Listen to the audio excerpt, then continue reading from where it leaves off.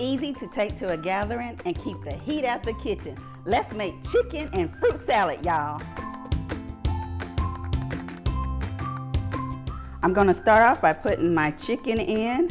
I love to use rotisserie chicken because it's easy, it's already cooked.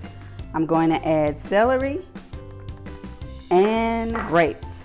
I'm doing green grapes, but you can also do red grapes, mandarin oranges, and pineapple chunks to give it that sweetness.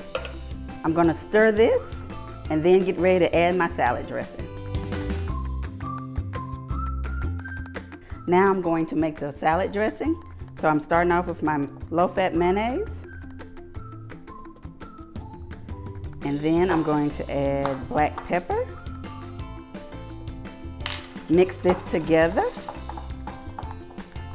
And then pour it over the salad. I'm gonna eat this later, so I'm gonna put it in the refrigerator to let it chill.